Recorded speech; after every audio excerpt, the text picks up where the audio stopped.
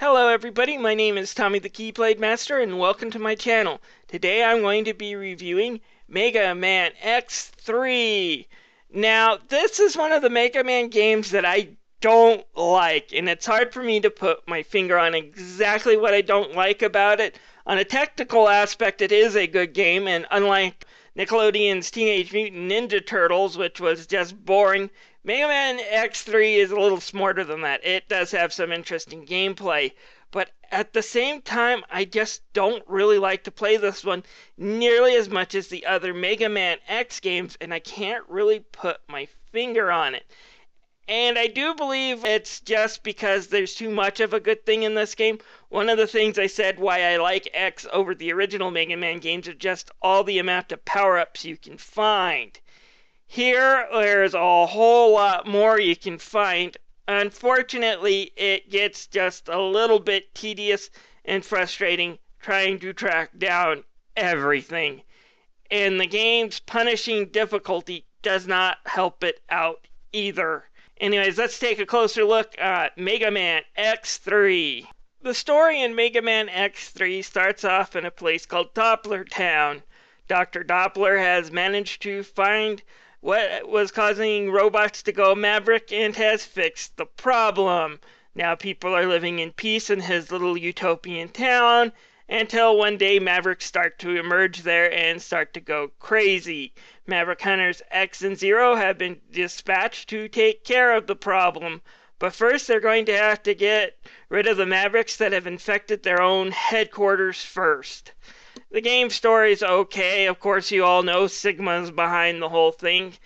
But it does do a few new things interesting. For example, Doppler has 3 henchmen that you will find throughout the stages. If you battle them and beat them with their weapon weakness, they will blow up, and the enemies that you will fight during the last 4 stages as bosses will be much easier, and that was a good idea. Also, you can play as Zero. If he dies once, and that's all you have with him once, then he will be out of the picture, and that will affect some of the things you will encounter in the final levels too. I thought that was kind of creative and unique about it, but the basic plot still Mega Man.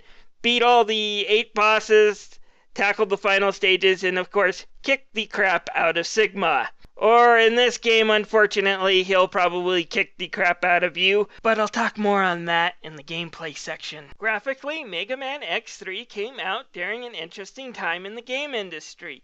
During this time, the CD consoles were coming out, as well as the jump to 3D games. Mega Man X3 was very much a holdover in many respects to the old 16-bit 2D games.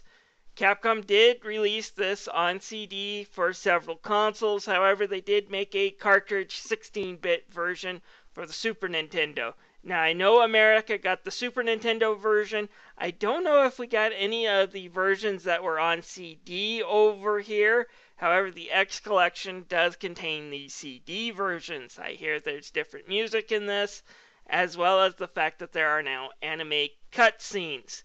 These cutscenes don't really enhance the story or add to the gameplay in any meaningful way. They're just there because with the new space that CD provided, game developers like to cram it full with stuff like that.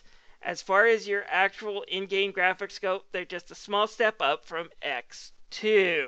You still have the same Mega Man X sprite that you had in the last 2 games and the Zero sprite from X2. But that's okay, they look pretty good. I like how the game looks, the background's very well detailed and layered, and I do have to poke fun of this just a little bit, but there's even more wireframes. I guess they were a big deal in the mid to early 90s. The music in Mega Man X3 is okay. It still sounds pretty good. All Mega Man X games have some really great music to them.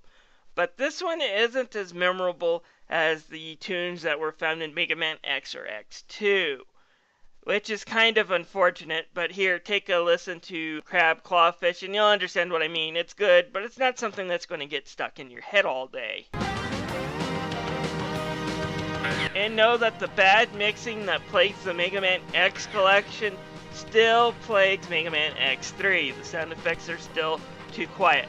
It's a little better than Mega Man X1 and X2 when it comes to this collection, but it's still noticeable, and it's still annoying. Now let's talk about why I really dislike this game. Even though it's not broken in any ways, or that it's even boring, the problem with this game is that they took everything that X1 and X2 did well, and then they tried to increase it tenfold to the point where it becomes overwhelming. Alright, first the basics still apply here. Defeat boss, take weapon, kill another boss, take another weapon. Do that until you get to the final stages. Problem with Mega Man X3 is just like Mega Man X, you're still going to be finding heart containers, sub-tanks, and those armor pickups. But here's the thing, added to it now is that you will now be having to find armor rides that are hidden throughout the stages, as well as your main one, which these other rides won't become available until you pick up the main one in Blast Hornet, which if you're actually doing bosses from easiest to hardest, Blast Hornet's going to be the last one. And you're going to need these ride armors to pick up the other capsules and sub-tanks and heart pieces. So basically, after you've beaten all the boss stages, this game really expects you to go through them again now that you've got the proper ride armor, just so you can pick up the pieces and power-ups that you should have been able to get most of anyways your first time through. Now, I don't mind backtracking through a stage again to pick up an extra item. That is kind of the fun and charm of Mega Man X. But when you have so much, when you're backtracking through almost every stage just to pick up an item or two that you'll need to get through the Sigma stages, then the game has problems. And I'm not even talking about the difficulty too, because there's a huge spike between X2 and Mega Man X3. In X3, it seems like the game is just punishingly difficult. The stage designs are punishingly difficult. I'm not saying they're necessarily unfair, but when you add into the fact that it just kind of keeps items away from you until the very end, you do occasionally feel like you've hit a brick wall. You can't get through the stage unless you have an extra sub-tank or heart piece that you just can't get yet because you haven't found the items needed to get those. Also on the Mega fail, even though it sounds good on paper, are these pink capsules that you'll run into. Basically, you can equip one of these power-ups and only one that really boosts Mega Man's stats. For example, one of them will allow you to recover health, while another one will give you a special weapon that always lets you fire out Charge Shot. This sounds good on paper, but again, when you consider just how tough this game is and how you might want to switch out these chips for certain occasions, it just becomes a real big pain. Because you can't really save the chips for later, like equip them on the main menu. You have to go back to the capsules themselves in order to change them out. What a major pain. And if you decide not to get one of these chips but collect everything else, you can get a capsule in the last stage, and it's not too hard to find, that allows you to become a gold Mega Man, which gives you all these power-ups combined in the first place. So again, these pink capsules become worthless, and if you think gold Mega Man is going to be too powered up, think again. Sigma on this game is impossible. His first form can easily eat up 2 or 3 sub-tanks really fast. And then his final form is almost impossible. Look, I only have a very, very small area that I have to shoot only charge shots through in order to hit him.